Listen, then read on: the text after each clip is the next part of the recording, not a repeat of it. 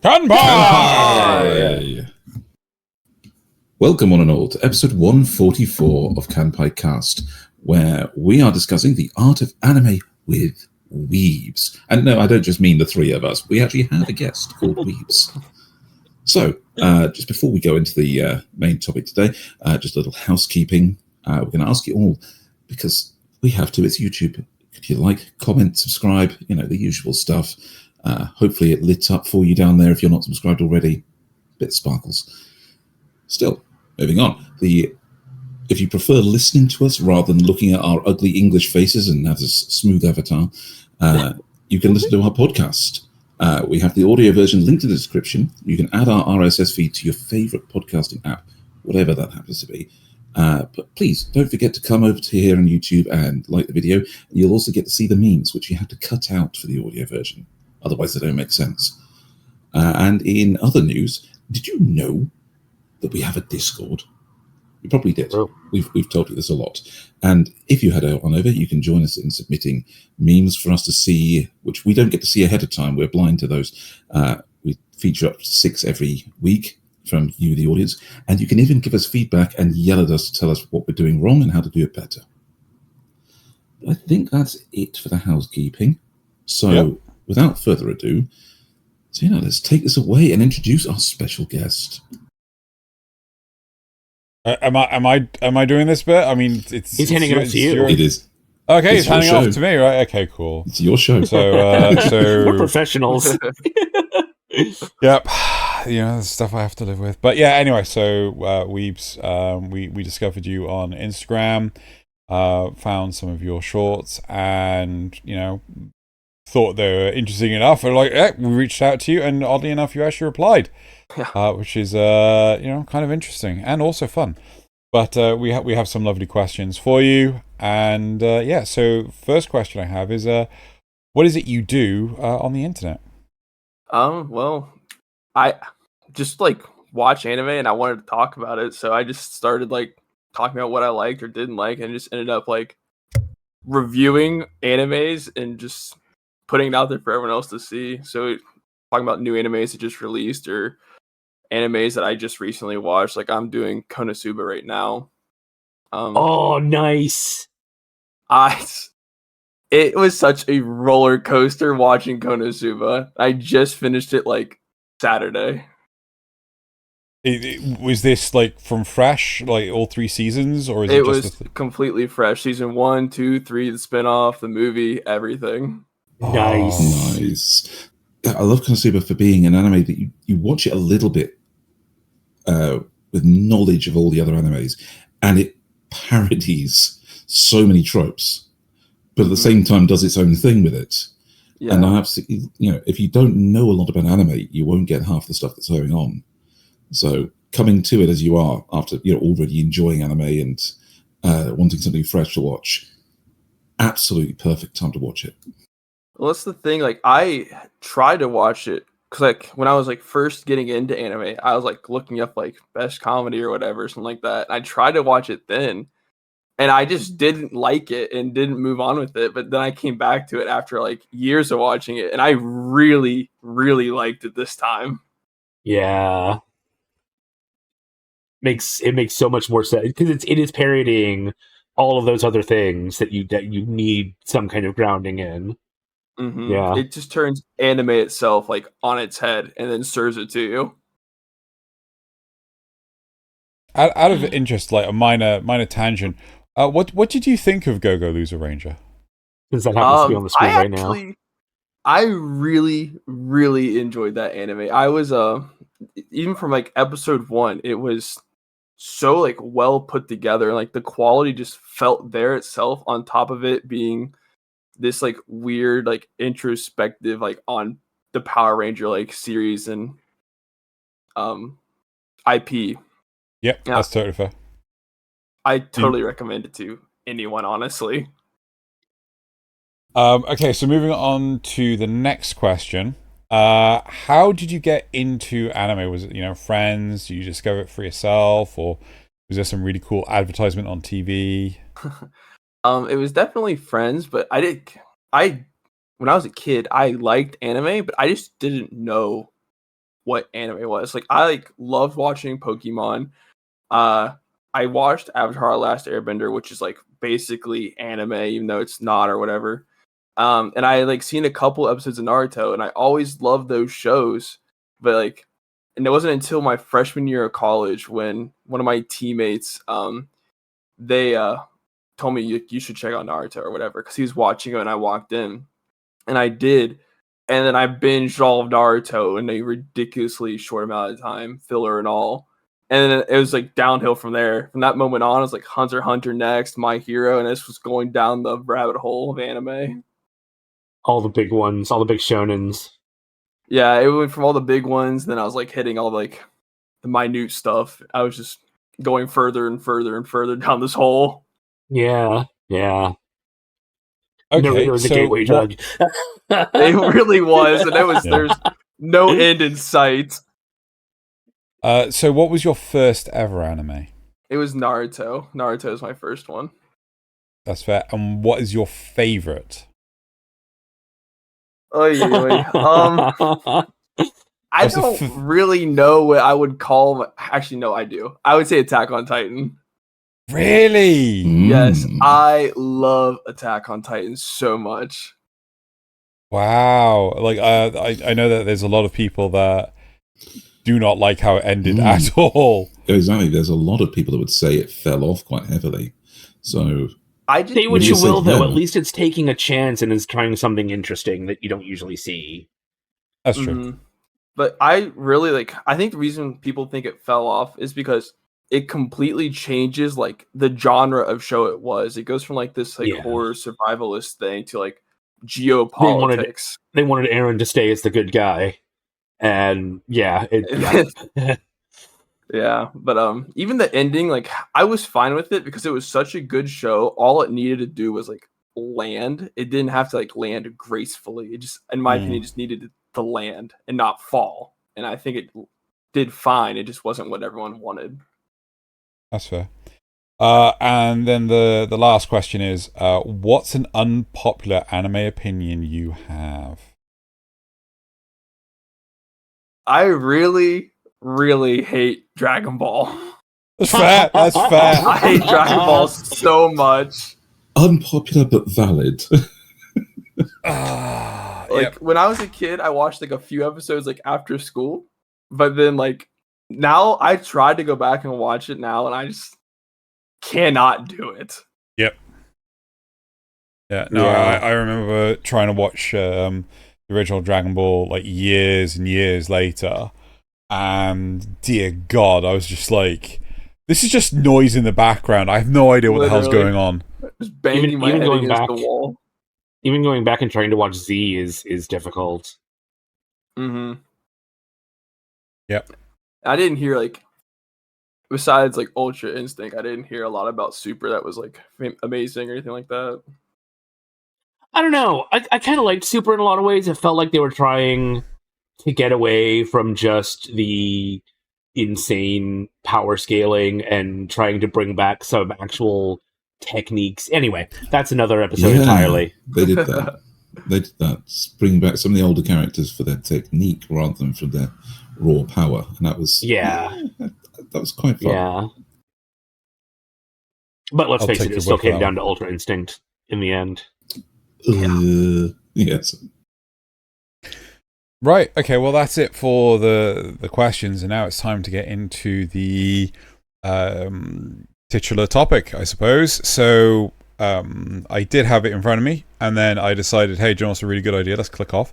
So we're talking about the art of anime, and we're going to be discussing animation styles, character designs, and visual aesthetics. So my first question of all is, how important to you, all four of us, starting with Wiibz, is the animation style? How important is that to you for the show you're watching? As far as if I want to watch it or not, I wouldn't say super important, but like it definitely affects like the overall experience for me. So like I watch it if it has bad animation, but I won't enjoy as much as something with like fantastic animation, I think. If it's got a good story but bad animation, it's still watchable. Oh yeah, I'll still watch it, but also like Yeah. I'm like super easy to please, so I'll watch anything. Fair enough. Is there anything with where is the bar? Is there anything with such a low quality animation that you just can't stomach it, and you just like nope, none of this. Well, like for instance, have you seen a show called Rusted Armor? Yeah, I've seen that. I did not watch it. I was literally getting ready to say anything that's like super like bad CGI everything. I just won't even look its way. Yep. Oh, Rusted Armor. Okay. And what about things that are a little bit older and so fall into like the uncanny valley with some of their things that are really good, they're really awesome, but they have something, I don't know, like the old Final Fantasy Spirits Within movie where the characters were just that little bit too realistic, but not enough, and everybody kind of dunked on it for it's for trying too hard. Are there any shows you could think of that do that for you? Were they trying to go too realistic? I can't think of any that have pushed me off as far as like that has gone before. But as far as like if you like delve into like older animes, like I recently watched the first episode of Monster, and the one character was like the blonde chick at the very beginning. Something about her design was really putting me off, and I think it was like the permanent smile that literally never changed, except when she spoke, it just moved up and down. That does bring me to an interesting question about this, because anime is well known for its corner cutting on its animation, where the cheaper the animation is, the more that they can make of it, basically, and that was the founding of the lip flap animation for talking, and the side mouth for most of the common shows where they always have a line of skin down the outside, and they talk out the side of their face. Are any of those trends in the animation that you really don't like, or are they ones that you can completely overlook as long as the story is good enough? I've never had a problem with the lip flaps, but I also like watch the like Money Heist, which is like a Spanish like IRL show, I guess, where it's in Spanish and I watched it with an English dub. So like those don't even remotely line up, and I watched this, so lip flaps don't really bother me. No. What about the side mouth? That hasn't really either. It's like as far as like speaking goes, I don't know. I just like never processed that. I was like, yep, those aren't going to line up. I know that. Depends on how bad it is. Sometimes it's not that bad, but sometimes it's really like the side mouth gets really awful, and then it's like, ooh, no, that's some cursed stuff right there.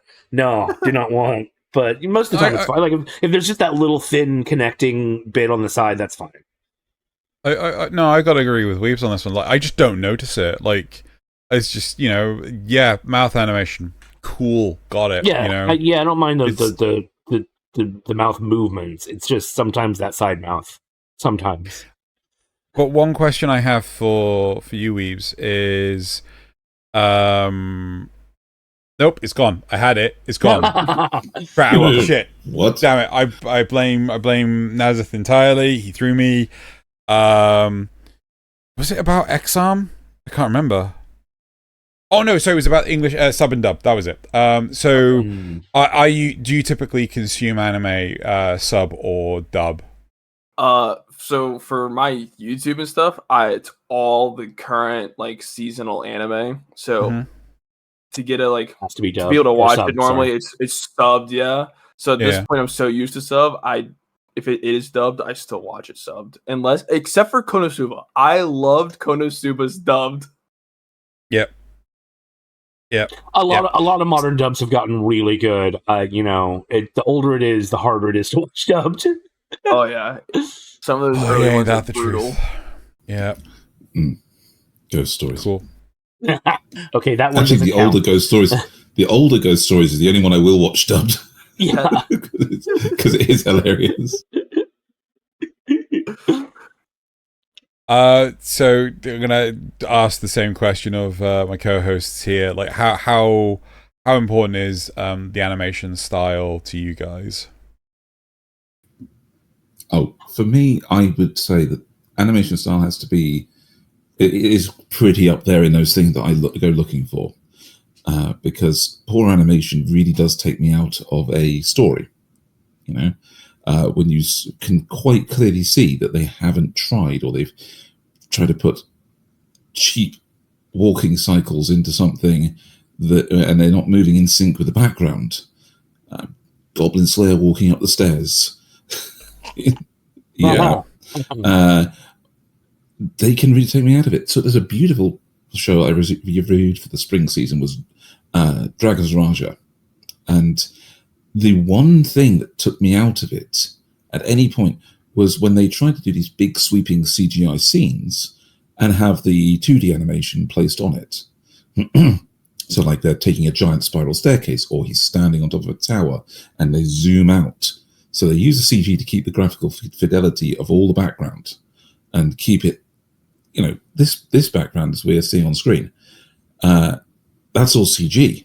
And they'd sweep in and out of it to get these wonderful flying shots. But there'll be somebody standing on top of the tower, and they'll be animated on twos while the movement is animated on ones. And so they will just a little bit judder as it goes round.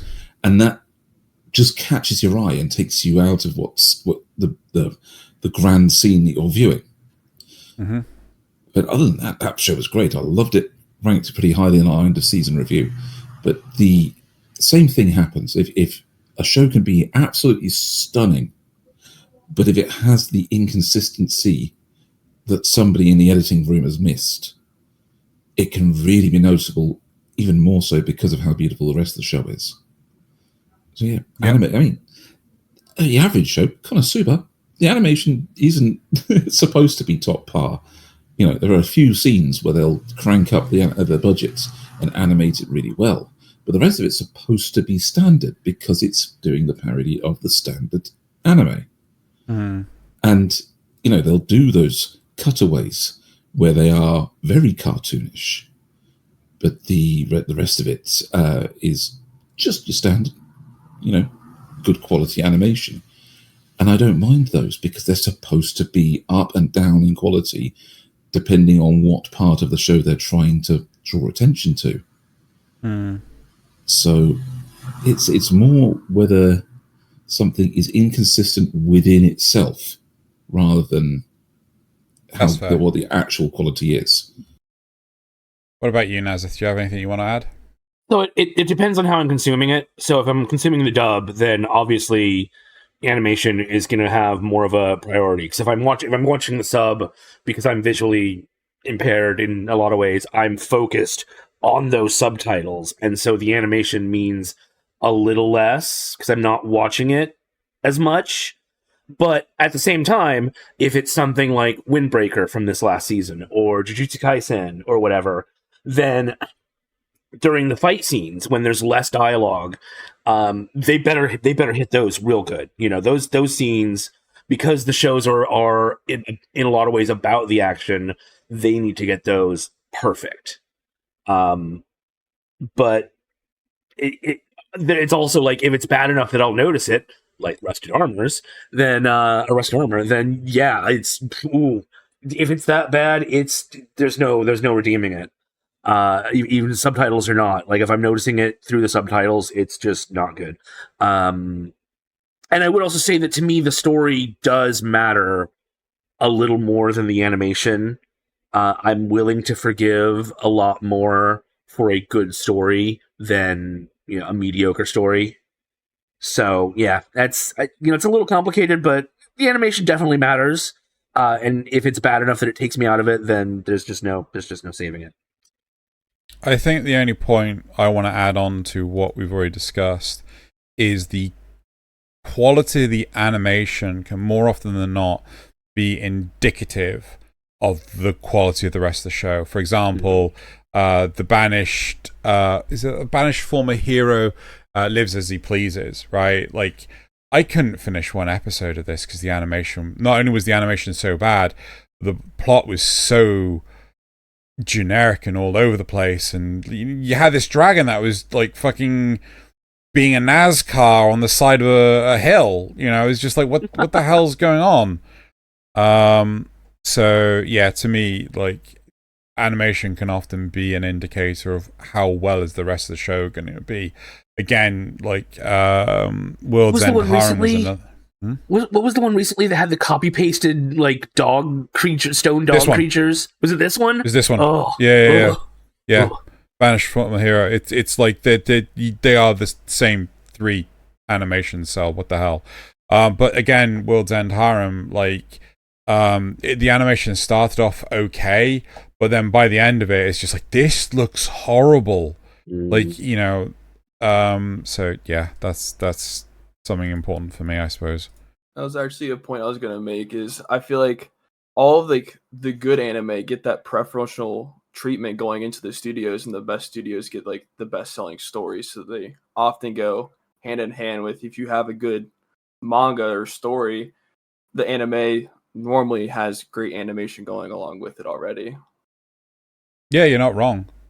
I did think for the longest time that typically if you had amazing studios, you would get absolutely amazing peak animation. Like, you know, they would put their absolute all into it. But, you know, one such production from Madhouse, which was absolutely garbage, and I'm gonna rant on it again, is the Gene of AI.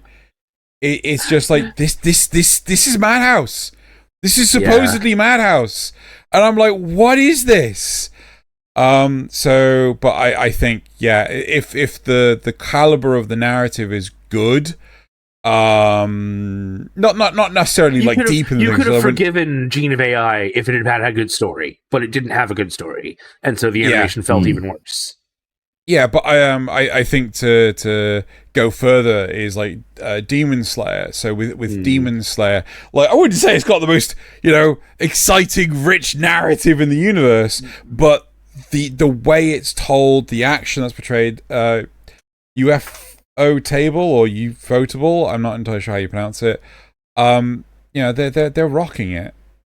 On the other hand, you've got things like Solo Leveling, where the animation is incredible, and the story is just like, what am I watching? Why? They miss so much out of the story. Why are you physically trying to hurt my brain? You know? Weebs, have you seen Solo Leveling? I have, yeah. I've read all of Solo Leveling already. So I hear that the book is, or the book, the manhwa. Yeah, is incredible, and they've missed so much of it in the anime, and that's the problem honestly, that I've heard. I didn't think like it was like missed really, but I just don't think A1 has the type of animation style that Solo Leveling would need to thrive, because it's like the fights in Solo Leveling, it's so like adrenaline inducing in the like manhwa or manhwa, however you want to call it. They're so adrenaline inducing. It's so well done and paneled. But I think something more like Trigger would be like way better studio at animating Solo Leveling than A1 would have been. Yeah. What drew my eye on when I read the manhwa after, because I watched the show and I wondered why it had such a big following. But I went back and I read the manhwa, but it was the first chapter that caught me as, you know, as different from the show, in that, do you remember in the show when they mentioned a reawakening as a adventurer, a second awakening? Mm-hmm. Well, that just seemed like to us like this. They played it as if we should know about it.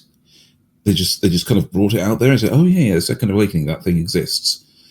But in the manhwa, it was mentioned in the opening description, kind of thing. Yeah, we live in a world where you have adventurers, and if you awaken as an adventurer, your level's fixed. unless you have a second awakening. And they missed that in the opening in the anime. Because then it came out. It felt like it came out of nowhere.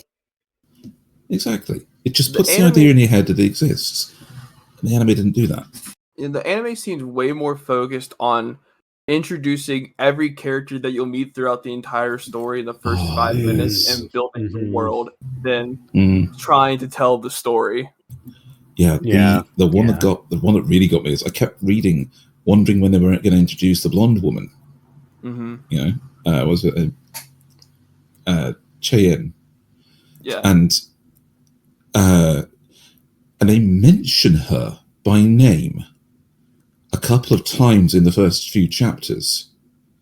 But, you know, like say, oh, we've reached out to the other S-rank person, so and so Cheyenne, and we haven't heard back from her.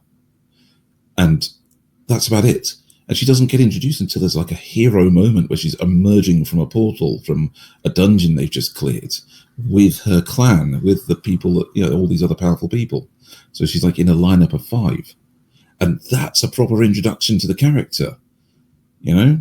Mm-hmm. But as you said, they try to cram it into the first 5 minutes. But I do really feel like they did a pretty good job on the fight animations and stuff. The manhwa may be better, but...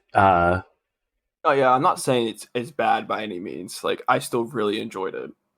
I think Trigger would have gone a lot more off-model, which is definitely a good, not necessarily a good choice, but a choice you often see in animation, where, you know, because they do a lot of blur, like what I mentioned earlier, Jujutsu Kaisen. Yeah. You get the smear frames all the time in Jujutsu Kaisen. To great effect, I think. Yeah. So it's a show that, because of the way the story played out, no matter how good the animation was, I don't think it would have made it a better show. Yeah. Yeah. In my opinion, anyway. Seconded. Cool. Right. So the next question I want to take this in is character designs. Right. So what's everyone's take on character designs? What's good examples of character designs? What's bad examples of character designs? I open this to the floor. You mean like getting a point to your chin the higher your level is? No. I'm not talking about that. I mean, like, okay, so to you know, let me pick on something.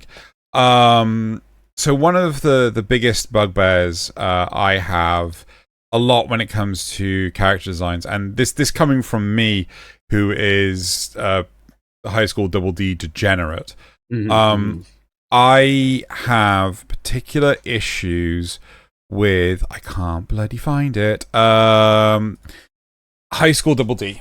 Not high school double D, High School of the Dead, where the girls' uniforms are so form-fitting, it's just like, yeah, no. This is...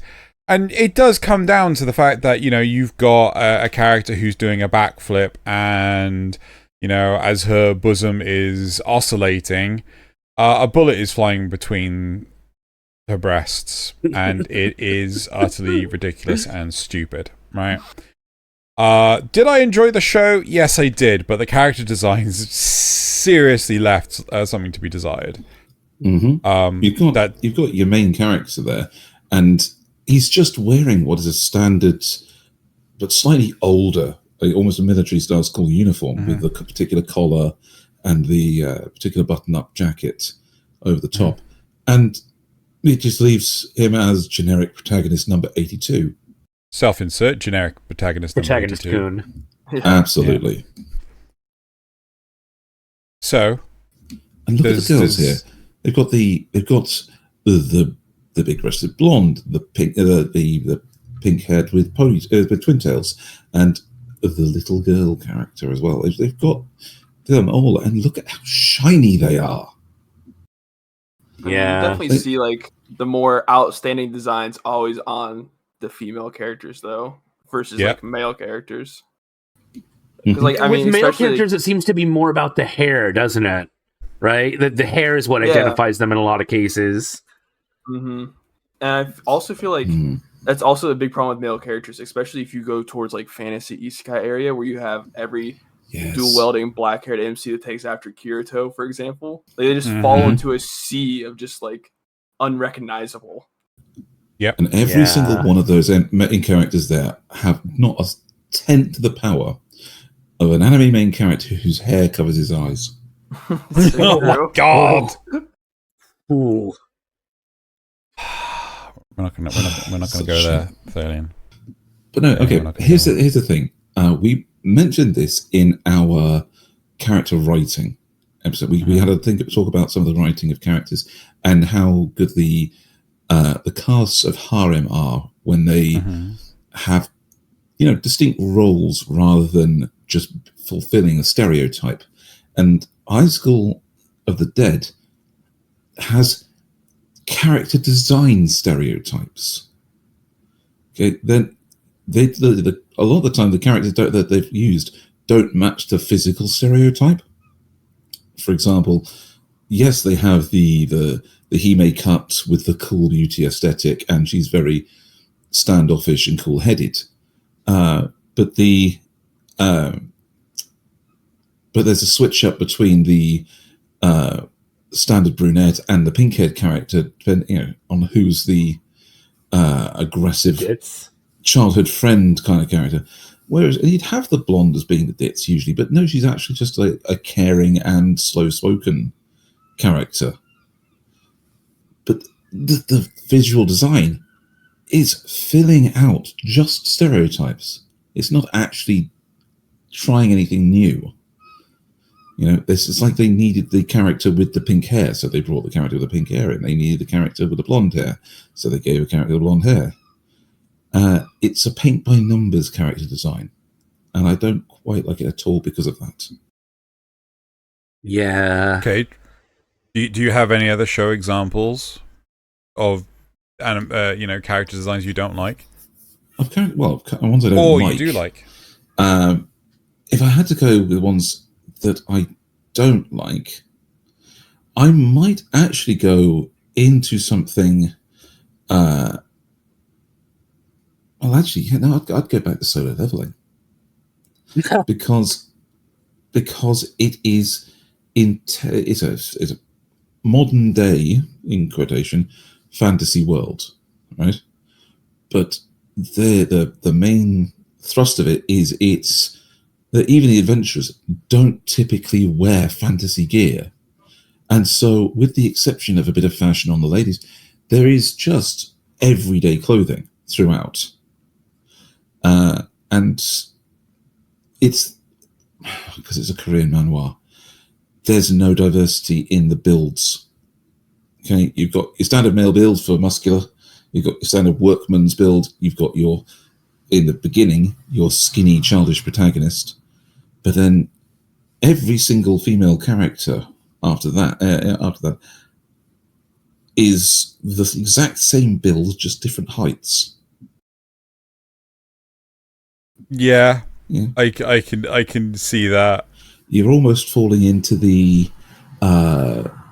It's almost at the amount of same face as the Fate series gets, with everybody's a saber. I think my only defense to solo leveling and their characters designs is that solo leveling is not really about anyone besides Sungjin Woon. Like the most you get is the blonde chick and his little assistant man, I forget his name. Like they're like the two characters that he ends up interacting with the most, and outside of that, the majority of the story he's by himself with his little shadows. It does also feel like it's trying to be more realistic and grounded in a normal world. And let's face it, in a normal world, most people do just kind of have a bland, samey appearance. You see 100 people in business suits, you're not really distinguishing too much between them, sort of thing. And it's oddly countered by those times when you'll see people come out of a dungeon where they can afford magically crafted gear. Sure, yeah. And it is, when like his assistant is, I can never remember his name, the guy he partners up with, wearing full-on knight's armor in red and gold. Yeah. With a helmet that actually has, I think it's like got the rhino beetle flare on top of it, but it's more Western Knight in style, and it's full plate armor. What? But why? Surely, if you're crafting magically reinforced gear, you'd make it up to more modern protective standards. Yeah, dude, I've argued the point of like, why aren't we melting down these knives and turning them into bullets? Yeah, yeah, exactly. Yeah. So, I think I like shows that tend to take chances on their character designs, which is part of why I like Devilman Crybaby. It's part of why I like the Fire Hunters. What there was another one on this list that I saw that I liked. Made in Abyss, yeah, because the character designs in Made in Abyss are definitely non-standard, or Redline too, yeah. But then there are times when they take it too far and it starts to feel bad again, like Trigun Stampede, where I don't know what they were thinking with changing up some of these character designs. Why does Vash look like just a Twitter, Instagram influencer? He's a Tumblr sexy man. Yeah. Meryl doesn't look that interesting. Knives doesn't look that interesting anymore. Their clothing is so just weird and modern to our world rather than a strange alien world. It doesn't really have the same amount of personality to it, if that makes any sense. And it's just like, yeah, you took a chance, but it was a bad chance. It did not work out for you. So, Wiibz. Yeah. What is a series that has one of your favorite character designs? And please feel free to say one of the ones that these two have like bashed on. Not me, but these two. Sorry, joking. I was literally just thinking about this, but Cyberpunk I thought had like fantastic character design, and even hard to go wrong with Trigger though. Yeah, but like with the cybernetic like enhancements or whatever, where they add on to themselves, that they're always like changing too. Because like halfway through the series, David and I forget the little chick. Yeah, Lucy. Oh, Rebecca. Sorry. Yeah, Rebecca and David both like completely change almost their designs. David goes into this big muscular burly dude, and Rebecca has these giant like gorilla arms on this tiny body now. Yeah, and one hand red, one hand blue. Yeah, and made for handling heavy weapons. I just the whole series is beautiful, but the character designs is some of my favorite. They've definitely hit the cyberpunk aesthetic. Even just simple things like Lucy's hair. As we can see on screen, two-tone dyes, off-centered, uneven cut, and we know why. If you've watched the show, you get a bit of the spoilers there. She wears it the way she does, with the undercut and everything. Yes, because of secret panels. Oh, yes, but it also makes it contrast in these scenes, like when they're at the club, where you have that cyberpunk glow with the iconic jackets, or you have the black light bringing out lights in hair, or changing up the contrast. It's a beautiful show, all in all, but they've got such diverse character designs in it. There is no paint by numbers there, not whatsoever.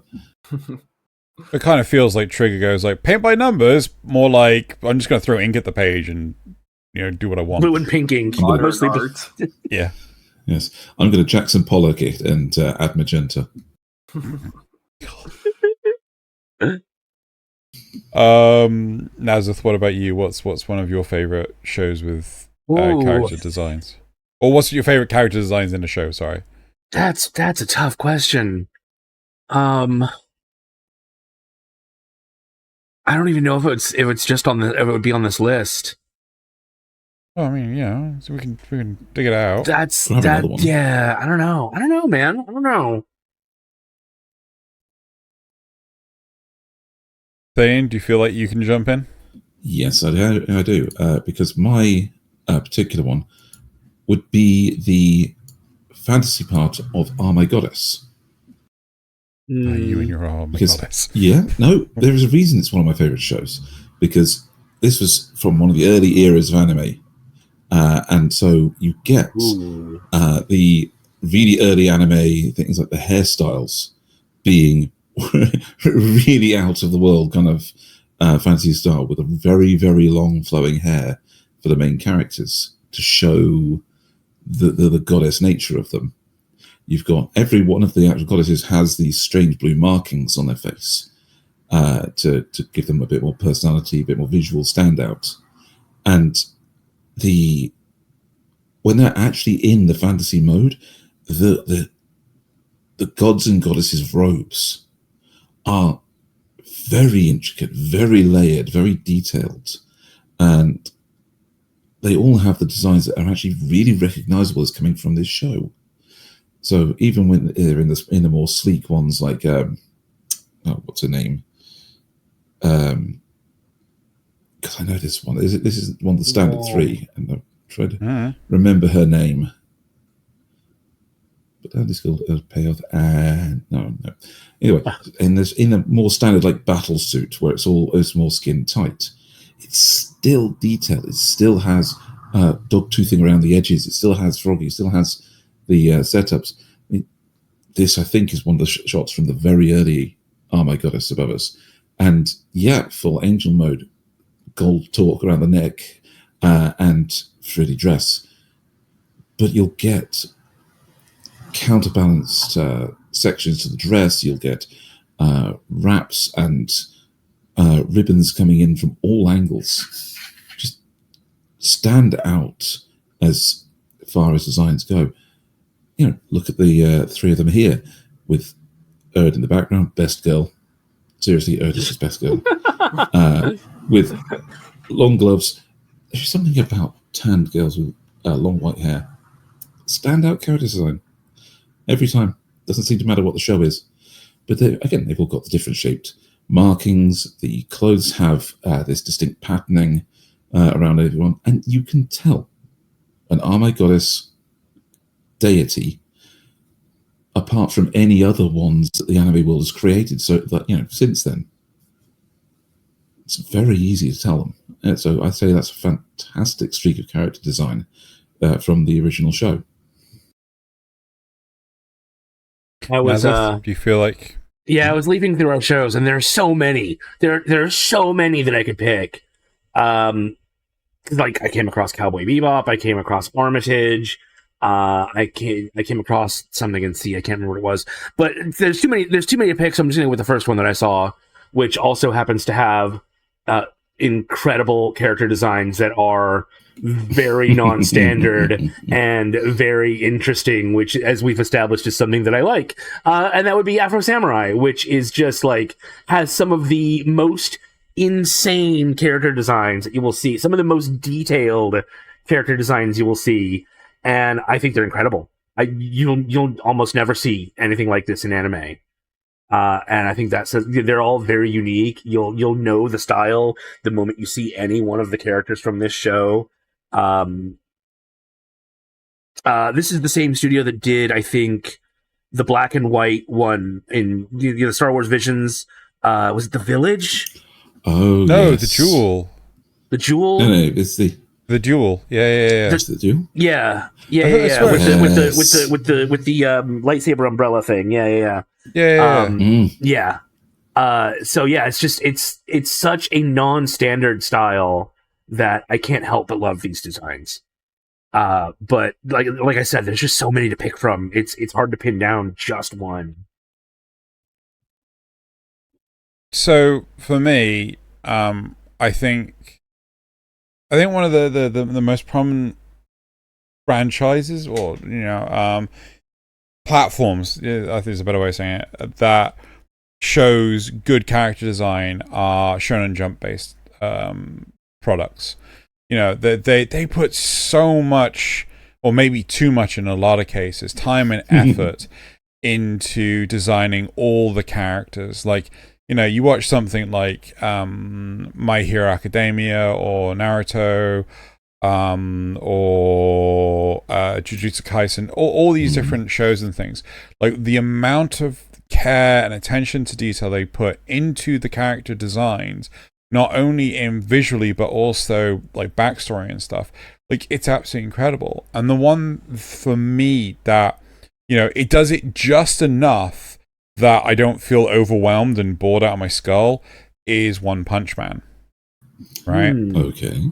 So with One Punch Man, you know, everyone feels distinctly unique, right? Everyone feels, you know, that they have their role to play.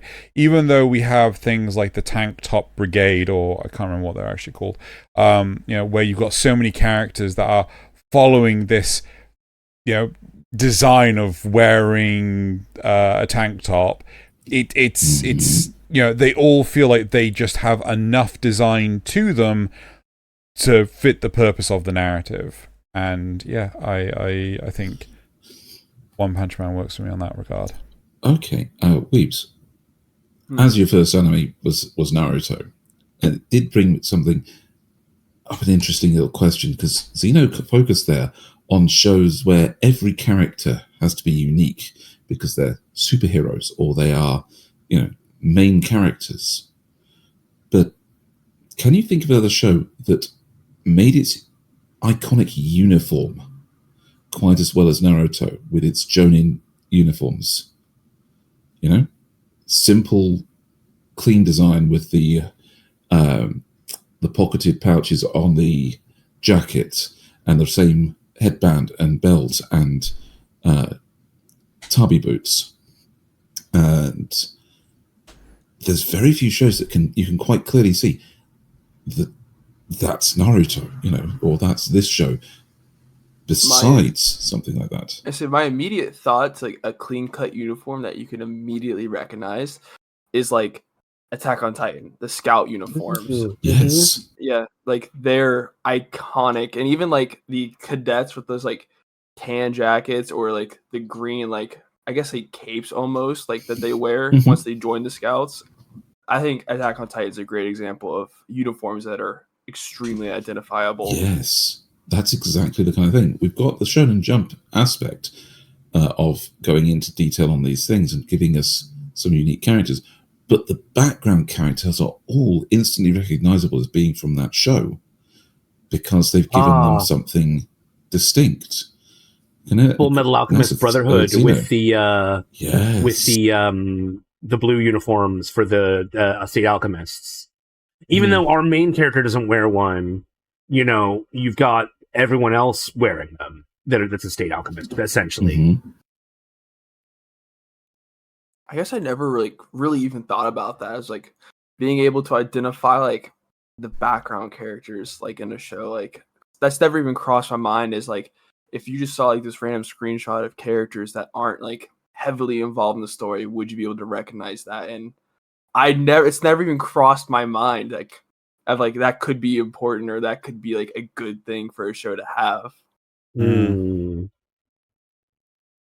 I guess you could make the argument that Demon Slayer kind of has that too. I mean, even though everyone's wearing different colored clothing, you've got kind of the similar, like the checkered patterns. Was it tartan? The aesthetic. No, that's more of an not English thing. It's Scottish. It's not thing. the checkered pattern. It's sort of like the military uniform. That's the thing that like you know the military collars. You know that they all have like different sort of dress, but like a lot of the grunts that kind of, you know, drop off. They don't have any of that. They just have the baseline uniform and that's it. But again, as you said, like they're so distinguishable. Like, you know, you can spot like, oh, that's Demon Slayer. I know what that is. Just from the baseline uniform.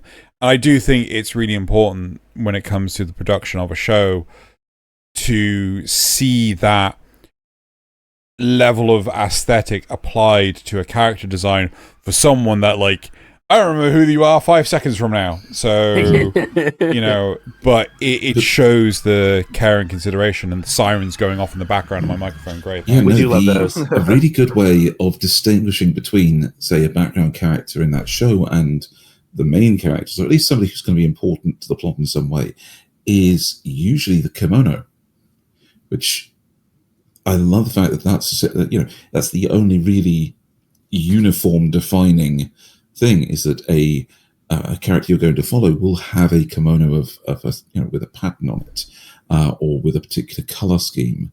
So you've got, it's a big franchise selling those kimonos for cosplay. Right. Yeah.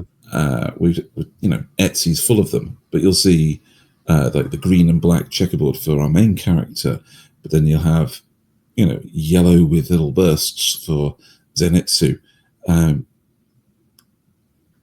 Unfortunately, not all of them wear them, but they try to make them show off, whether a character has, particular leanings, whether they can, when they have like two halves of the kimono are different, to show that they have specific alignments to them.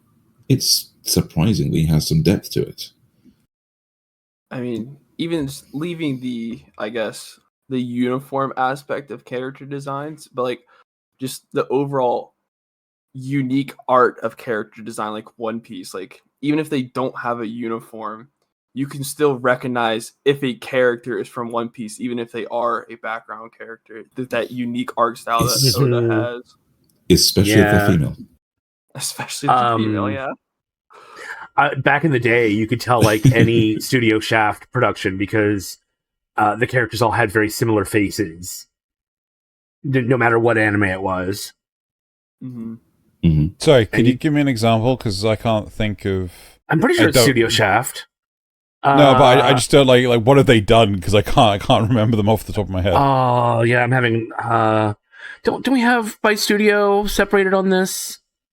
I think we do. We got genres, We do have alphabetical by year. studio, but we Do don't we? have Shaft Oh my in God. here. Of course, we don't have Shaft in here. Shame. Okay, I can't think of a. this. So they were their early Didn't they do work was Madoka? things like no, they did Mahoromatic, Popotan, This Ugly Yet Beautiful World with Gainax as well. He Is My Master, Pani Pani Dash, Nejima. I don't recognize most of these. Sayonara Zetsubo Sensei, Bakemonogatari. Oh. Let's have a look. Dance in the Vampire Bund, Arakara Under the Bridge. Let's see, Nisei Monogatari, Nico Monogatari Black, Nisekoi, which is fairly well known. Maybe I'm thinking of somebody else. They did some. Yeah, of the they did do Fate Madoka stories. Magica. Oh god, I must have missed that on the list. It begins with a P. Yeah. Probably. Yeah, these are done by year rather than. And they Who am I even thinking of jumped then? into Ruby as well, the anime for Ruby.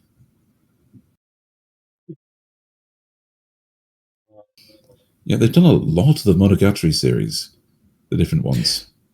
For everyone's benefit, Nasuth's trying hard to think of the studio that has had the same face for all their characters.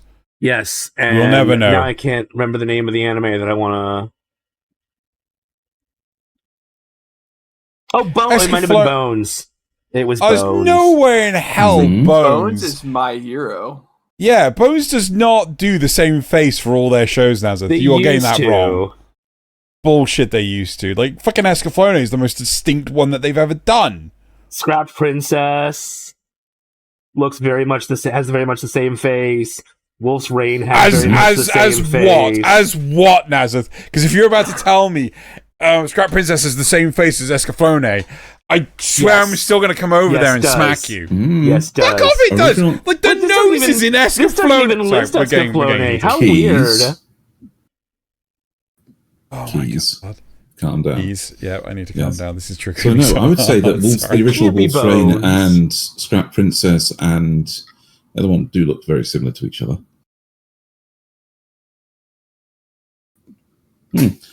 Sunrise, animated by Bones, and The vision of Wow. Escaflowne, Nasuth, not just Escaflowne. Oh, good point. Good point.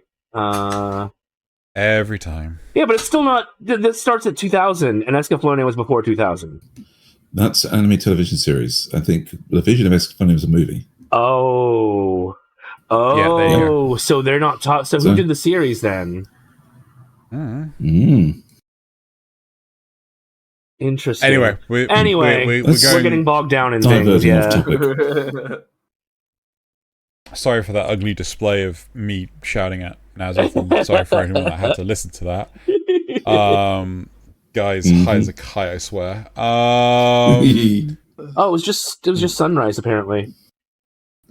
Oh, well, Sunrise get a lot of franchise stuff. Yeah. Anyway. They're more of an overarching company. Anyway. Anyway. Right, okay, let's talk about visual aesthetic in a show. So I think overall we have a lot of, we have various different standards here, and I think that taking into consideration animation and character design and stuff like that, I think we can get a solid appreciation for where our visual aesthetic stands. And I think realistically, one show that kind of exemplifies the importance of not only character design and animation quality, but also cinematography, like, how they angle the shots and things like this, which has already been said before, is One Punch Man. Looking at the stark difference between seasons 1 and 2, where Madhouse did season 1, you had amazing visuals, like was it like Saitama throwing the punch? Like that one right there. no, not specifically, but like when Saitama is throwing the punch. To quote Agent J in Men in Black, K, he's a Balchinian. No. Anyway, but the importance when Saitama begins to throw the punch against Genos, and it just looks like a wall is about to hit Genos. Again, when Genos tries to kick Saitama, and Saitama just dodges it seamlessly. The angles and things play such a huge important role in the visual narrative. But when it comes down to studios with JC staff, let's say, they didn't follow through on that at all, and it looks very plain, traditional, and so I would argue, so let's look at like Saitama about to punch a meteor, versus the second season, Tatsumaki turning all those giant shells back around and pointing them back up and throwing them back up the spaceship. Okay, the camera angles and the seeming importance of what they're doing completely changes between those two. It's Saitama, you get those hero shots of a man standing up to a force of nature, something getting bigger and bigger and bigger on the screen, blocking things out, whiting out other parts of the screen, and then him launching a single punch and destroying it. And you see from multiple angles the way that impacts and affects the target, the meteor breaking apart, and then the screen shake as bits of it rumble down and smash into the city. You compare that to the what should be just as big, which is in the second season, which is all these shells coming raining down on the city.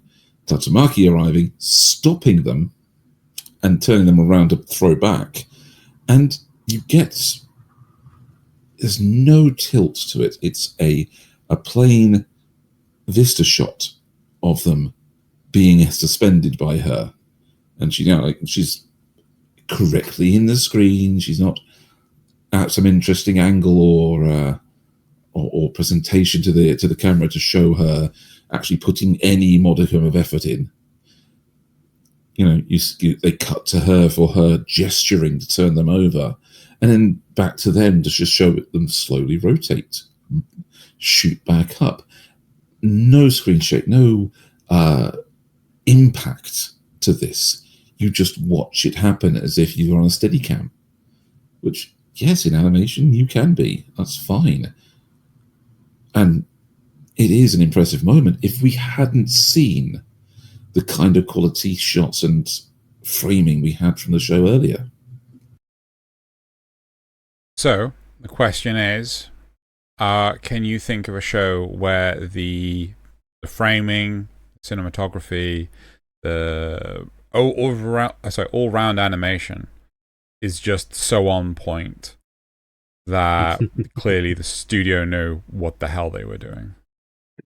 My first thoughts when I think of like high quality like cinematography like work is Demon Slayer and Ufotable.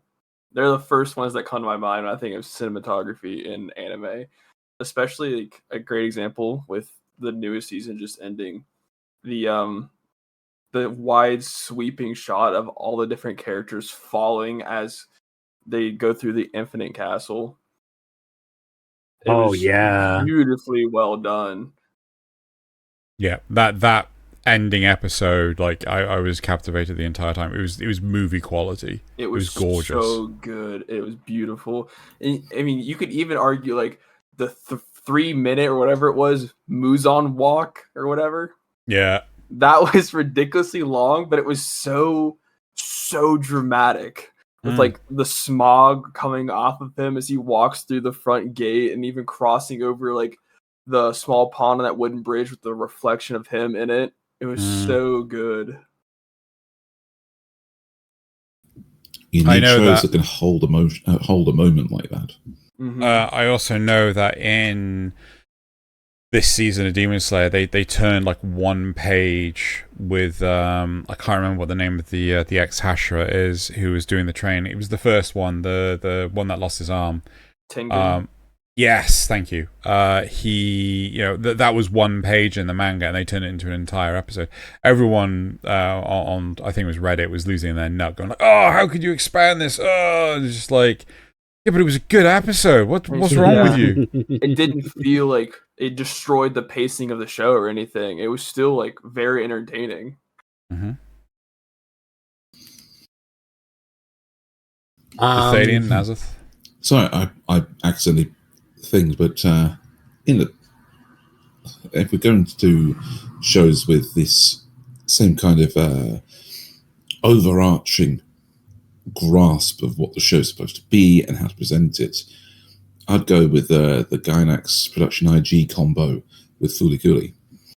Man, took mine. Actually, I kind of had two, but yeah.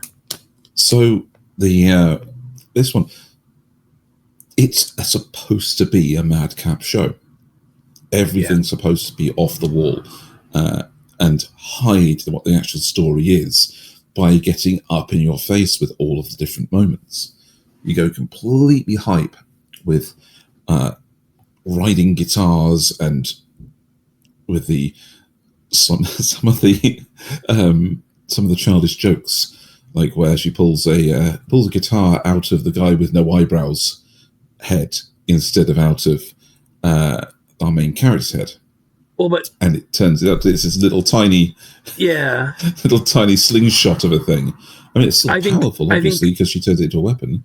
One of the ones that really sticks with me is in this room right here, where like there's stuff going, like there's a very intense moment between our main character and Haru, and then like in an instant it just stops and they've separated and it's back to a normal flat angle to sort of signify that there's been a change, something has happened, and there's that stuff like that is just all throughout the show.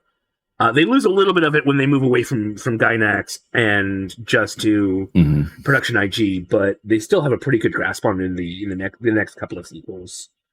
Last one, not so much. But that first one where you have those transitions between a robot clawing its way out of a person's head to somebody coming in with a Vespa and smacking it with a guitar.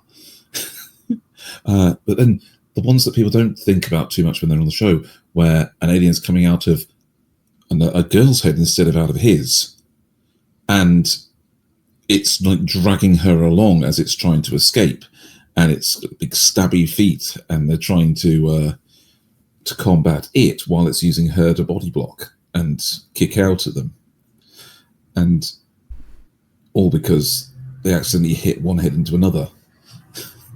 See, like, I kind of feel that when it comes to animation, when it comes to, like, they have really off the wall situations, and how do you animate this, these three legs coming out of a girl's head and crawling around the ceiling and things like this. I think they did an absolutely fantastic job on that, but I wouldn't necessarily agree that the angles that they employed were anything more than standard. Apart from the one that Nasuth said with, like, the up close wide angle lens. No, you get more like that in the show. I mean, you get more like Thaylien was talking about the eyebrows guy.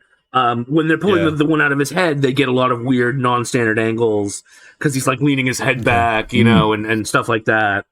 On some of the particularly weird ones, they actually fisheye the camera. Oh yeah, there's a lot of fisheye. It's really hard to do in animation. Yeah, it's just, which I absolutely love when they do in hand-drawn animation, because it's similar to Redline in that respect. Those stretched out moments in Redline, which they actually animated rather than tried to do in CG. So much work, and for such a great effect when it's done. There's another one I can think of. There were actually two more that I can think of. One of them was how in Made in Abyss they save a lot of the non-standard angles for when things start to go off the rails. But the other one I was thinking of is, I think it's Ava 3.0. It might be 3.0 plus 1.0. But especially in 3, you could tell Anno, or whichever one it was, you could tell Anno was trying to play with interesting angles and ideas of real cinematography. It must have been the next one. Because this is when he's back in Nerve. This is the one with Kaoru. So it must have been 3.0 plus 1.0. Specifically, I remember them talking about a scene where Asuka is forcing food into Shinji's mouth because he refuses to eat. He's in this weird depressed place after Kaoru's death. And, he just doesn't want to live, basically doesn't want to live anymore. And so she forces the food into his mouth. And they actually took real camera angles and worked it out so that the animation looks like it's actually like, the angles that they're using, you just don't see in animation. And there's a few times like that in this. Where you could tell he was really thinking about, because this is after he'd done like Shin Godzilla and I think Shin Ultraman and Shin Kamen Rider. Yes. Yeah, so you could tell he was more into real cinematography at that point. And you get some of that in the original Ava, you get some weird non-standard angles, some fisheyes, some stuff like that.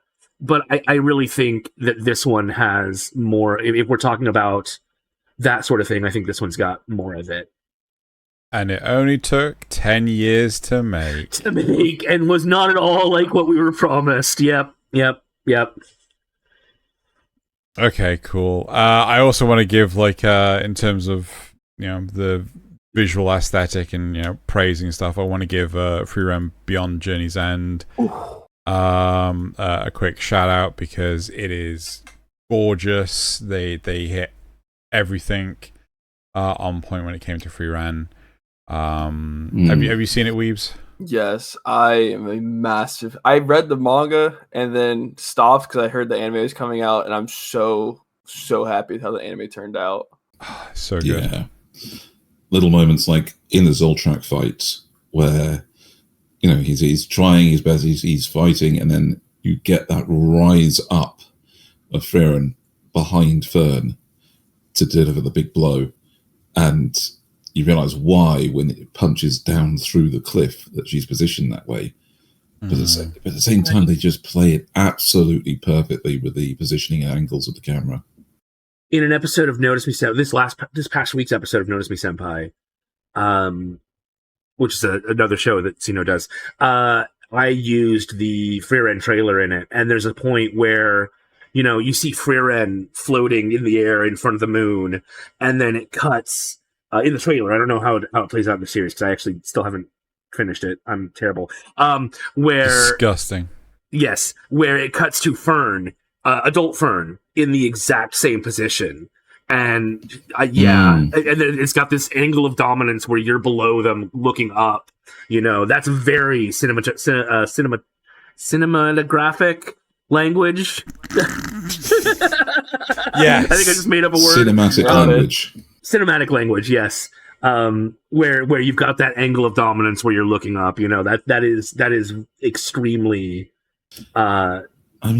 established cinematic language. Yeah, even what we were just looking at on screen, there's the shot of the old adventure with her and her old group, and the shots from behind some flowers in the field. So you can see that there's the perfectly blue sky behind them, and they've got the signpost that they're looking at, and they're going to follow off to one way. And you think, how about the weird camera angles that always come up in anime, where you look over a guy's shoulder, and when you're looking from behind a girl, you're looking from their butts. Yeah, totally necessary camera angles.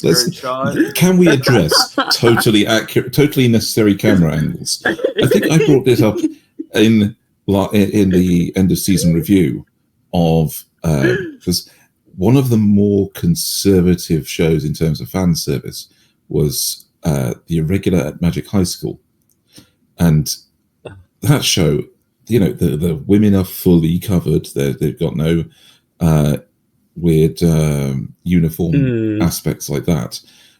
Neck to ankle coverage mostly of the female characters, unless they're in casual clothing, in which case they don't seem to mind putting them in shorts or skirts. You know, that's doesn't seem to be too much. They're a little form-fitting in some regards, but yes. But we had one outstanding moment of totally necessary camera angle where one of the guys is escorting a girl that might be the target of attack by the end of the series bad guys, and she gets into a taxi, and he stops and looks around because he thinks he can sense something that's coming after her, and the camera cuts to looking at him from inside the taxi where she's waiting. And in that camera angle, she leans forward to look around the door and say, "Are you coming?" And again, totally necessary camera angle because massive boob sway. Like almost a full 10 inches of travel, shall we say. I thought that was going. Yeah, like a Newton's cradle is what you're saying. It's pendulous is the word I would describe it. Right. Okay. And so it's unusual in that show. Stopping you, right? Totally necessary. You make these like such grandiose points so that just completely undercut yourself. Like, my God. Anyway, right. So it's a specialty. We touched upon a bunch of the points for the thing, for the actual episode itself. I kind of want to now go to Wiibz. You picked out a bunch of shows that are, either now in the system or already in the system that you thought would have interesting points for today's episode. And one of the shows that I kind of wanted to touch upon was your thoughts and feelings on God of High School, right? Or the God of High School. Because I've seen the first season. I don't know if it's going to get a second season. I doubt it. Yeah. One of the strangest things about the series is the nose and how everyone looks drunk. Yeah, I don't know why it's that way. It's that way in the webcomic too. And it was very jarring, I guess is the word. I wouldn't say off-putting, but just jarring when I first watched it. And it's like one of those things like you just can't take your eyes off of it. I did eventually get over it though, but I don't understand exactly why that was a choice and that was made. I mean, if it was in the source material, I could understand and appreciate. I meant the source material, but yeah, it is being true to the source material here. But I do think besides the nose, they did a great job at like choreographing the fights. I think they did a really good job at doing that and taking 97 chapters or whatever it was and making it into at least an entertaining fighting tournament, even if it was breakneck speeds. Yes, that's quite true, and I again like the fact that it didn't. I mean, yes, it was the whole season, but it did the whole tournament. Mm-hmm. You know, unlike it was Kengen Asheran, I think it's called, where it's like, you know, two or basically it's a whole 4 cores to do the tournament. I don't even know if they actually fit, because I've watched the first season and it's like, yeah, the rate that this is coming out, I'm not going to remember this.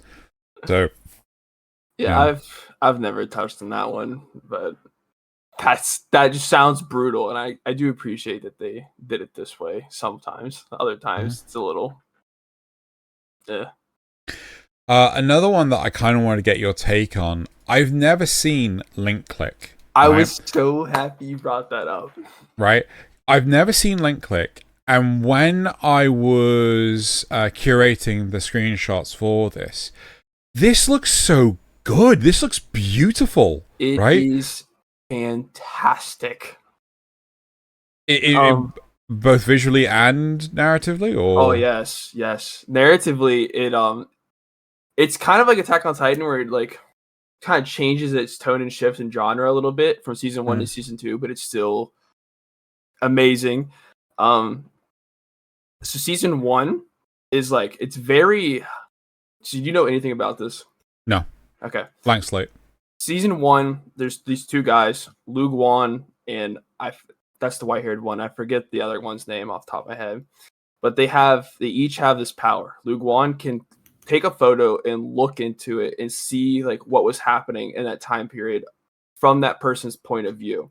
And the other one can go into the photo and be that person for like and occupy that time period, and then they can come back out and like it's changing the past when they're in there.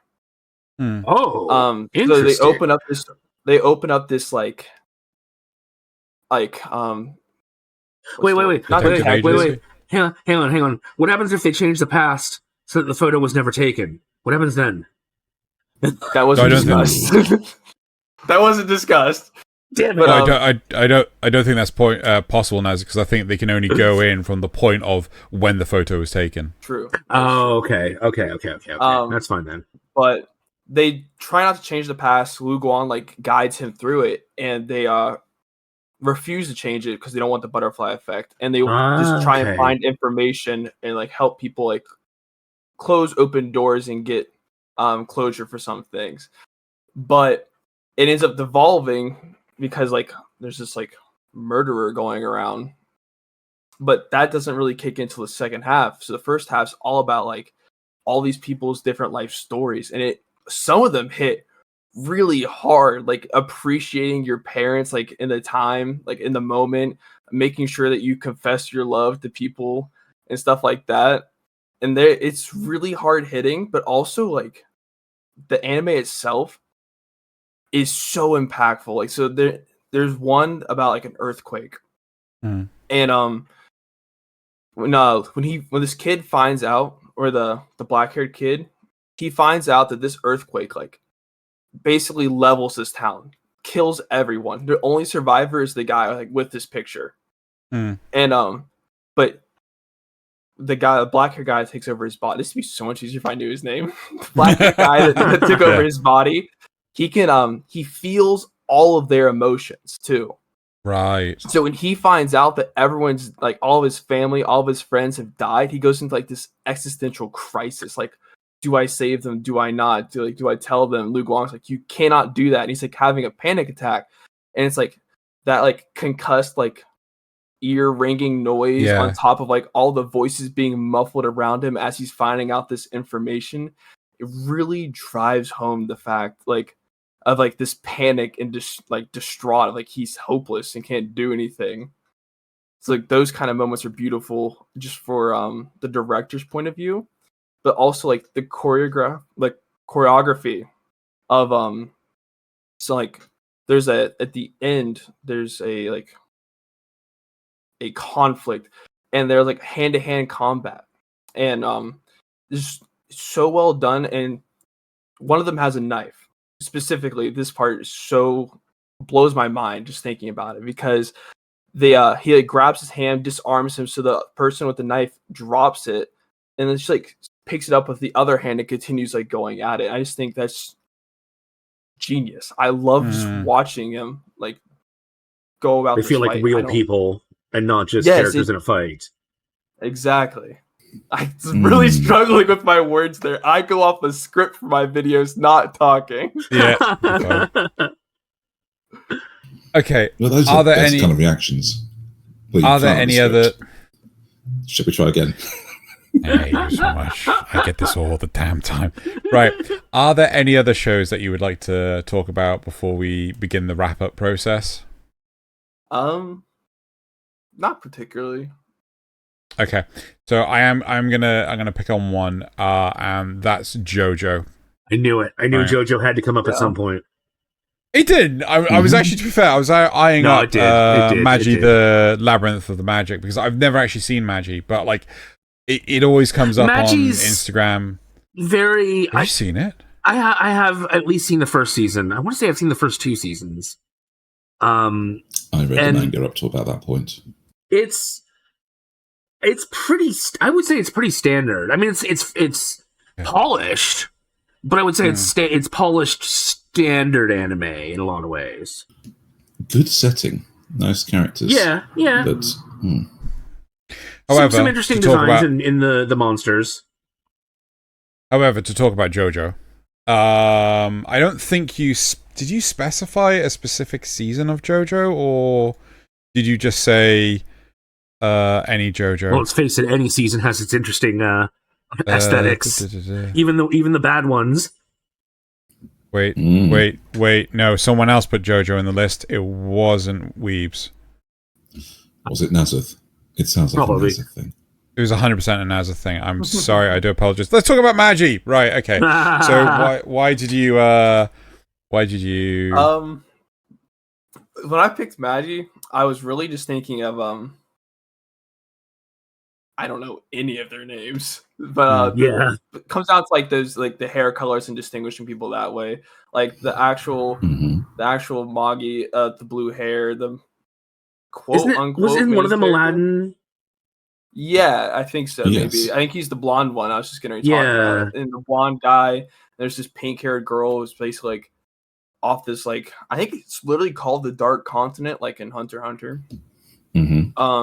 Where she's like super strong, but like my favorite part was the djinn. I think the djinn that they get out of these towers that they conquer. Yeah, and the designs and powers that come with it.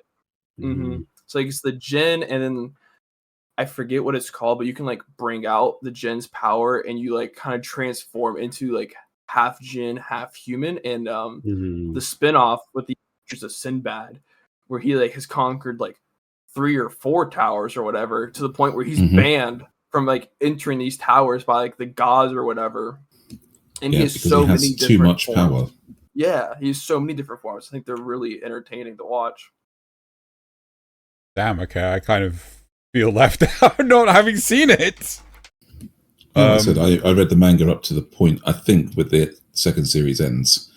So it's great because, for example, this character we're looking at screen, the girl with the dark pink hair, she's a fighter. She's combat oriented and exceptionally strong, but she's kept as a slave, and they free her in the show, which is kind of base compared to some of the other anime we've got on our list. But she has long-standing trauma with it. And one of the things that they do for her, I believe, is that they actually imbue the chains she wears. She doesn't like to take them off. Yes. She still wears the chains. So they imbue those with magic for her. So she can fight with them. She turns them into her own personal weapons rather than her own shackles. And there's a lot of development in some of the characters. Some of the others not so much, more like shonen protagonist kind of development where they just get, my rules. I was going to win. I'm the good guy. Yeah. Well, no, my ethos means is I win because I'm just going to make everybody happy. Yeah, exactly. Yeah. I completely forgot about imbuing the chains and like those being her weapons, and you reminded me of that, and I just forgot how cool I thought that was in the moment. It is a really nice moment. Yeah, there's so many in there, and of course they have the comedy things with some of the Jin, like the way that they imbue their power into one of them imbued him into Magi, and so he actually just becomes super buff from being this tiny child. Thaylien, you've seen both. Strange. Would you say this is better than Shaman King? That's a very good question. I think yes, actually. I would say this is better than Shaman King because I think the world is far more interesting and the setting allows for far more freedom with these. You just have to name a character Sinbad and you know exactly the kind of person he's supposed to be. And you can then play around with that character archetype. With Shaman King, it had to make up its own rules too much, I think.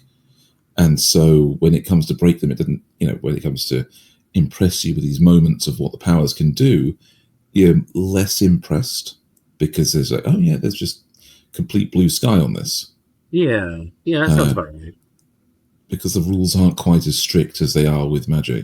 Because in that case, you have to earn some of this power in a certain specific way. You can only do a certain specific things with it, and anything new they bring in is actually interesting because of that. Because it has to follow those rules. I really need to check this out. I think I watched it on Netflix. Really, really interesting. Wait, sorry. You go. Are you fine? I was gonna say, like, isn't it something like the people who conquer these towers are like king, not advocates, but they're like king's suggestions, I guess, from these Magis, and these Magis are the ones like guiding them to the towers and helping them conquer it. Mm-hmm. Yeah, I see. I love that. Doesn't it have something to do with Solomon as well? I can't remember. Probably it's the right era. No. Yeah, I wouldn't doubt it, honestly. But there's a really cool moment where Aladdin and someone else, basically, because Aladdin is this king that this Magi has chosen. Yeah. And he like ends up pushing for him in this town that's overrun. The slums are like taking over, and he pushes for him to take the king's position for this town instead of having like the slums like stage a coup and like have bloodshed everywhere. Yeah. It feels like it's aimed towards kids, but it wants kids to actually digest more complicated ideas than most kids shows would. The way of putting it. Yeah. Right. Okay then. Well, I think we've just on a minor side tangent. Have you seen JoJo's Bizarre Adventure? I've read part 1 and 2, and I'm watching part 3 currently. Right. Okay. Should we move on to the rest of the show and start up our wrap up? So, sure. Cool. So first of all, moving on to supporter questions. There we go. Right, the supporter questions. Zrugel asks, did you enjoy this episode? Well, there is a quick, easy, and surefire way to let us know. Hit the like button and leave a comment for us down below. We do read all of them. And if you want to ask supporter questions, you can join Xeno's Patreon. That is true. Right, so Zrul also asks, what serious anime would be funnier if all the characters were drunk? Death Note. I think Death Note would be that's a good answer. Ooh. I want to say Cowboy Bebop, but most of them are. I've got more answers. Why do I have so many answers? JoJo. That's not a serious anime. JoJo? Oh, is that going to be a serious anime? Oh, well, Akira, definitely. Any sports anime. Haikyuu. Oh my god. Basketball. He would be able to hit the ball. Keijo. I was fuck off, that's serious. I mean, I watch it very seriously, but at the same time, Attack on Titan. Attack on Titan was one I was thinking. It's like, all the Titans already look drunk with the way they run. You have to be drunk to operate the gear. The best answer already with Death Note. Right. That Wascally Wabbit asks, what anime has managed to hook you so much that you consider drawing fan art of it? I can't draw. Yeah, I'm so bad at drawing. Okay, but if hypothetically, if I you could draw, what anime has hooked me? Looks at all the shit behind him. Bocce the Rock. That's a good one. Probably some Gundam. Bocce the Rock you could draw fan art of, even if you were really bad at it, because you just say it's Bocce having one moment. It's so true, actually. That's fair. I'd go a case study of Vanitas. What? Yeah. Oh god, yeah. I know the one. Oh my god, I did not like the second part to that. It just fell off. Second part it's slow as fuck. Yeah, I don't even know how you want to describe that. Yeah. I don't even know where to start. Yeah. No, I loved the first part, and then I watched the second part. It's just like, what is this? I don't know. Maybe it's better. Somebody else, some different studio. Yeah. It was so slow. Anyway. Wait, did Nasuth say one? Yeah, aside some Gundam, probably Gundam Wing. Okay. Let's face it. Right. That Wascally Wabbit also asks, given the superiority of... Fuck off, I'm not reading that question. Right. I pay you to read it.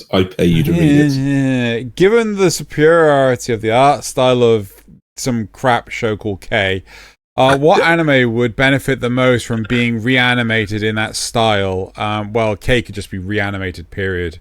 In the bin. Witch from Mercury. Oh, God, no. Yeah. Okay. Rusted Armor. I would have said... Rusted Armor would actually be improved. Yes, and possibly Devilman Crybaby. Yep. No, it's fine as it is. No, because that way, Devilman Crybaby, Xeno could then see the characters he hates getting stabbed in that style, which would greatly improve his day. It would. Do you have a response to this, Wiibz? I don't know what K is, so... Crap. There you go. Okay. I'll link you. Don't. Ignore it. Delete the link. Ban him from Discord. Right, so Riku7, aka Riku7. No, right. Shut up. Which anime has made you Google definitions, ideas, and facts more than any other? Ooh.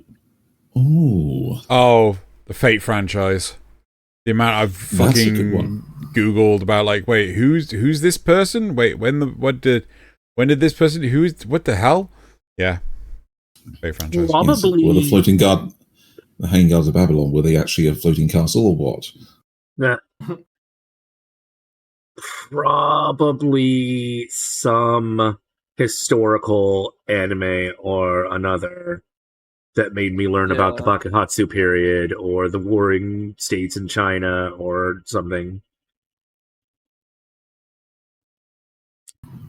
I mean, you could go like the opposite and be like Cyberpunk because they have their complete own lingo. They have like their own slang and stuff. I'm like, I don't know what you're saying. I would agree, except I played the game a lot before I watched the anime, so I did get a heads up I never on the slang. played the game, so I was like, what's going on? That's fair. For me, I think the show was my home hero to find out if it really was a good way of disposing of a body. Wait, you didn't know that already? I was double checking if there were better ways or not. No, he's a country boy. He knows the solution is actually pigs. Correct. Barely anything. Anyway. All right, so and then the last question from Rick Hughes. For you, do you have opinions about the show you are enjoying, or do you have opinions about the show you are not enjoying? Yes. Indeed. You're going to give me a yes and no question. I'm going to answer yes or no. Yes, I have opinions. I have lots of opinions. All the opinions. Yep. Stay tuned in 2 more weeks when we do the 3-episode review. Maybe? Yeah. Something like that. Yeah. Right, and now we're going to move on to the comments from last week. First of all, from the news. I'm not reading that in the first bit. Strong Michelle says, so glad Kaiju number 8 is getting a second season. I am too. That pilotable Pat Labor looks useless, but also really cool. Hey, you gotta start somewhere. No. Xeno relates really hard. Be nice to him. Yeah, I want my police mechs. Give me my police mechs. But it is you know, it's just the pilotable torso. You can't do anything with it, but you gotta start somewhere. Until you mount it to the body of a tank. Yeah, gotta start somewhere. Right. You know. And then the last point from Strong Michelle. I got a chance to see the Suicide Squad anime, and I didn't hate it. It might be okay. We'll have to see what you guys think. Any of us watching it? I'm not. Maybe I should pick it up. There you go. Yeah. Thaylien, so I'll let you know. But then again, I have some bias. Yeah. So as Regal says, 56 is a bit young. Rip to a great man. That was the voice actor from Inuyasha and stuff. Yeah. I am so glad that Kaiju number 8 is getting a second season. I liked that one more than I thought I would. Like people are turning around and saying like Kaiju number 8 is like show of the year, and I'm like, heck yeah. But Frieren. Exactly. But Frieren. Yeah. Started last year though. Yeah, no, I agree with you, Wiibz. Anyway, it started last year, but it doesn't fall into the Anime Wars because it's the fall season, right? So fall season. Anyway, Zrugal says, I never got into Ranma Half, but I guess I should try it, or at least the first 2 seasons from what Xeno is saying. Or let's just wait until the reboot is. Yeah, I would personally do that. Xeno did a really good job with Urusei Yatsura. And yeah, that could mean but we don't know who. I don't think we actually know. Yeah. No, but if it's given to the same people, then definitely. Yeah, and I've heard all the colours. And then the last point from Zrugal. So they released 3 episodes of Suicide Squad Isekai, and it's supposed to have fewer episodes than normal season. I feel like it's either going to be good or awful. We'll see. There is no. I want to correct myself. I will correct myself. I said it was only going to get 6 episodes. I misjudged the months. It's 10. It's actually 10. I thought it was getting a July release, not a June release. So that's why I got that wrong. So I do apologize. It's 10 episodes. Could be bad. Could be awful. Right, and then moving on to the replies from the cast. Rugal says, I agree with Thalien's assessment. Archdemon's Dilemma, it was really good. Yep. Oh man, I watched the first episode of Reincarnated Aristocrat. I'll use my appraisal skill. I liked it, but I didn't keep up with it. Kind of disappointed. It's a nothing special. Delicious in Dungeon is my pick of the season. I really love the show. Have you seen Delicious in Dungeon, Wiibz? I've seen 13, 14, like half of it. Same. 13, yeah. Please keep going to the end. Yeah. Please keep going to the end. I haven't it's gotten really to worth like it. the point everyone's like going crazy for it.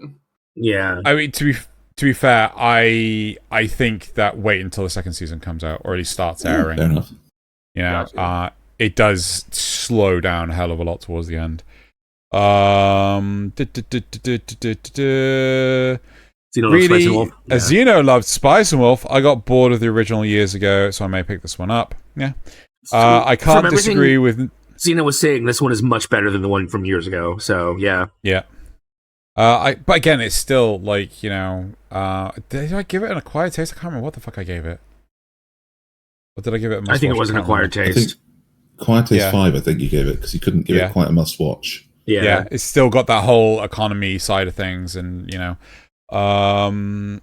I can't disagree with Nasuth about Go-Go Loser Ranger. I wanted this to be good so bad. I thought it was going to be cool. Yeah, I kind of... I know you would really enjoy it, so I don't want to say too much, but I kind of had a few problems with it. Sadly, Wiibz, it did not get highly rated by Nasuth. It's fine. Everyone's got their opinion. Everyone's got it's Nasuth's fault. Blame him. Yeah. I didn't just stop watching it because I got bored. Hey, Bus, here's Nasuth. I'm just going to introduce you to. I loved Kaiju number 8. Every episode left me wanting more. It's right behind Delicious in Dungeon for me. At least it's behind Delicious in Dungeon. I may pick up Dragon Raja. It didn't sound very good when I first heard about it, but then Thaylien makes it sound, I'm going to pick it up. I'm a good salesman. Yep. Keeping the bad/sad news at the front of the show. Front, so it doesn't bring down the mood. We're talking about the news. Yeah, we asked them. Yeah, we asked them what they preferred, and yeah. One of my favorite parts of the comment section is when Xeno asks or realizes what the last episode was about. Every time I can't. We finished recording, and I can't remember shit of what we just spent the last 2 hours doing. Right, straight out of his head. Okay, Stromber's shout. Well, it's because of all the memes. The memes just push out all the thing we did, and all I'm just left with is funny, happy time. Stromber Shell says, great review. I know I had a few laughs along the way. Didn't notice the jump cut you guys mentioned at the beginning of the episode, so the editor does good work. How did you not? My shirt changes colour. Yeah. That's a very good point. Your shirt does change colour. And not only does it change colour, but I actually do this to indicate it. Yeah. Just to show where it is. For everyone's benefit, he just picked up his shirt and just flashed it. Right, Rochelle also says, I really like Demon Slayer, but I can't I haven't been keeping up with it. I was surprised rated it an adequate taste. It is, but I know you guys like to drag the show from time to time, so kudos. We do like to drag the show from time to time. Okay. And then lastly, I'm excited to see and hear what you guys think of this coming season. Tune in a couple of weeks, and you'll know. What you guys pick for this coming season. Review. Ooh, not think, pick. We'll probably talk about that in next week. We'll probably like a little segment of things, but now it's time for Nasuth. You did that wrong. Does it have to be windowed? It has to be windowed, remember? Oh, that's right. It's time for Nasuth to do that wrong. Yeah. And now it's time to do the memes. Everyone's favorite part, the memes. Oh, yes. It's the whole reason the guests agree to come on the show. That's true. Absolutely. So all of our memes generally come from Reddit. We curate them on our own website so that if Reddit deletes them, you can still go and see them. Which of course they will. We also curate accept up to 6 viewer memes per week that you can submit on our Discord. Someone is kind enough to save all those for us, so we don't see them before we react to them, live on recording. And I think that's everything. Yeah. Yep. Right. So we got 4 viewer memes this week. Let's fantastic. Get into those. I made this. I don't know why. Is this the Cerulean Gem? No, this is Patrick. No, this is Patrick. Oh my god. Why? Okay. Makes me unreasonably happy. Yes! Oh my god! Yes! Oh my god! This makes me unreasonably happy. I don't even know where they got that from, but kudos to whoever it was that made that, and it better be not Thaylien. Okay. Songs that I like. Oh my TikTok. God. Gotta keep it safe. Gotta keep it safe. Don't let them use it. Yeah. Okay, Pokemon Yep, Evolutions. Digimon Evolution. Yep, not wrong. I always wondered about Oh, I thought I tagged one of my memes as okay. So my first meme might be the tiniest bit NSFW, but you probably won't really notice. I'm sure it'll be fine. There you go. Will you play Wuthering Waves? Let me think. That is cosplay of a character from Wuthering Waves. So, Oh my God. I've played the reflection. Is it any good? That's well done. Is it good? Yeah. I enjoyed it. I tried Genshin. I literally quit Genshin in like 30 minutes. Think that, but with no silly stamina bar for climbing and with actual combat mechanics. The one that I dodge and block and things. The one I really want to give go is Zenless Zone Zero or Zenless Zero Zone. Yeah, whatever it's called. ZZZ or whatever it is, yeah. Yeah, that one. It looks cool.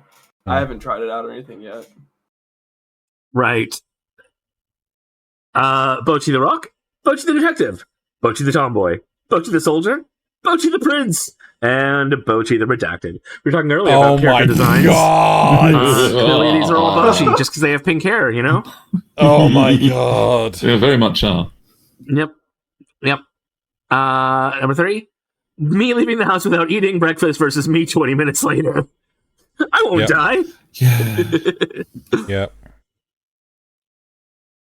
Good plot, memorable characters, or fan service? It's my second week with a Charlotte meme. Yep. Good meme. I am the strongest cartoon character. Bullshit! I'm way stronger than you. Amateurs. What was that, punk? I see what it said. You must use a bunch of amateurs. Oh my God. Not wrong. Operates on cartoon physics, unlike the rest. Yep, exactly. And my last one is a video meme. Lake of Brain Rot. Oh my God. You died. Thaylien. Me when I got the Tenchi Muyo law autism instead of the being good at math and science autism. Not wrong. Can I be real for a sec? Yeah. Oh my God. Oh my God. Oh, you're approaching me? Instead of running away, you're coming right to me. You can't beat the shit out of me unless I get closer. Oh my God. Oh my God. Okay. 1600s. Don't let the demons inside you. 2023. Trying to get inside the demons. I I don't recognize the top right one.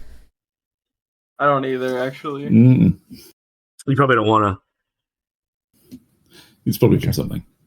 Here, read it. Oh, news about the next season. No season 4 confirmation of any kind. I hate this.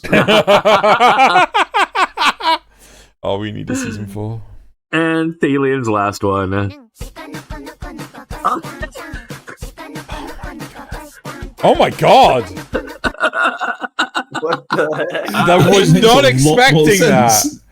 I was not expecting that at all. Yeah, You brilliant. can't escape this song, though. There is no escape.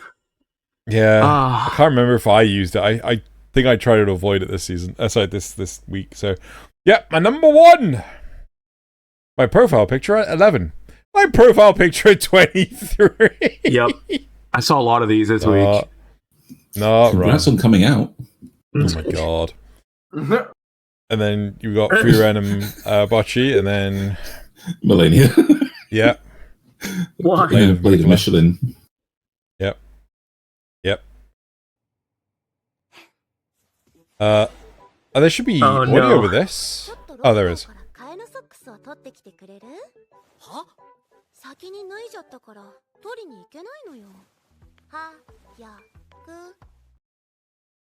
And then you got the animators, non-foot fetishists. You're overcooking it. I think they are. Yeah.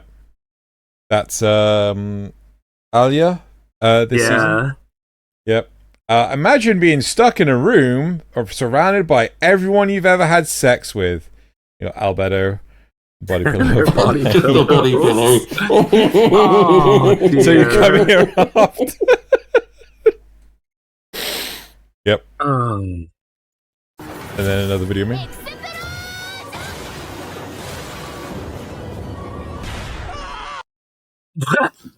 This is Audio one scene cut I out got for us, before but me. yes.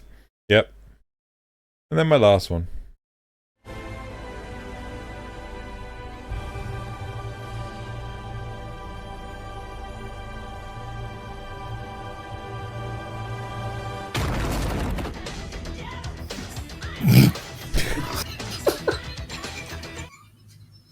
Excellent. Excellent. Not where I thought that was going. Excellent. Unfortunately, the audio cut out for us entirely, but I mean, I don't know why I Dude, you saw it. turned off. Anyway. yep, right. That is it for this week. Wiibz, it's been absolutely lovely having you on the show. Thanks for having me. Everyone, go check out Wiibz. We put links to his stuff in the description below.